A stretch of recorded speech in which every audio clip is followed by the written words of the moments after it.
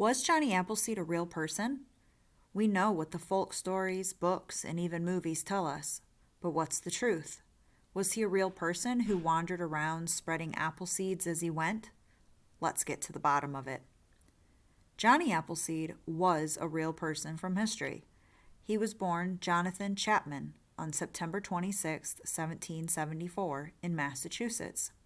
His father, Nathaniel, was a farmer and military man. His mother, Elizabeth, passed away from childbirth in 1776. Eventually, he apprenticed under an orchardist named Mr. Crawford, who grew apples. Supposedly, this is where his love of apple trees began. He planted his first orchard in 1800 on the farm of Isaac Stadden in Licking County, Ohio. After that, he traveled to Pennsylvania, Ohio, Indiana, Illinois, Ontario, and West Virginia, planting his seeds and trees. He used canoes to do his traveling over water, which was easier than going by land. Though most stories want you to think Appleseed was a dirt-poor man who just threw his apple seeds willy-nilly from an old sack slung over his shoulder, that's not quite the truth. He was an astute businessman who made quite a profit over his 50 years of planting. For starters, he got all his seeds for free from local cider mills. He'd plant these seeds in neat rows on unoccupied land and build fences with fallen trees and branches to protect the fruit trees from wildlife. He'd only show up every year or two while they grew. Trees at the time weren't like now. They didn't need fertilizer or insecticides. They would just grow well on their own. After a few years, he'd dig up the trees to sell to settlers for 6.5 cents each, or he'd sell the whole tract of land to them. Why did settlers want so many apple trees? The reason is twofold. The first reason is the 1801 Act said that by planting 50 fruit trees within 3 years of settling on a land tract, that land would now belong to you.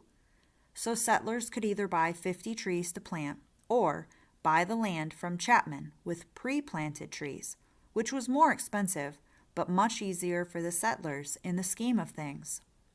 The other reason was early settlers liked alcohol. Cider was a daily drink for them, and because it was easier to procure fruit than grow the necessary elements for beer or ale, it was widely drank. Chapman sold apple trees that produced hard and bitter fruit, making them only good for cider, not eating. Eating apples had to use grafting techniques on the trees that Chapman was against because of his religious views. In addition to Chapman planting apple trees everywhere he went, he also preached his religion. He belonged to the New Church and loved the Bible. Many homes opened their doors to him and were always met with his sermons.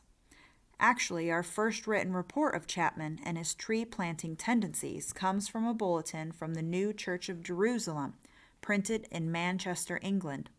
It describes Chapman as planting trees while handing out books of the new church and passing on the Word of God.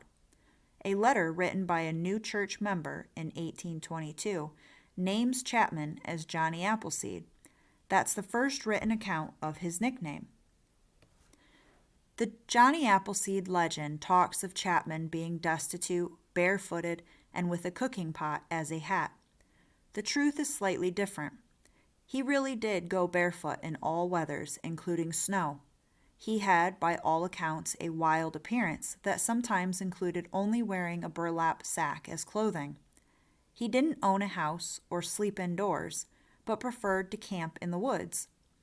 The pot for a hat is most likely an invention of legend. Only one account of Chapman gives this information. Cookware at the time in America was mainly cast iron, which is very heavy. So sadly, this is most likely fantasy. As to being destitute, his lifestyle was one he chose. It was not out of necessity, as he did have quite an income and land holdings. Chapman was always reported as being kind and generous. He had peaceful relationships with Native Americans during his life. This is very different from most people of the time. He was an avid lover of all animals and insects. He even became a vegetarian later in life. He remained unmarried, saying he'd meet his soulmate in heaven if not on earth. Johnny Chapman died in Fort Wayne, Indiana. The exact date is disputed, but accepted as March 18, 1845. There is a memorial in Johnny Appleseed Park in Fort Wayne, Indiana.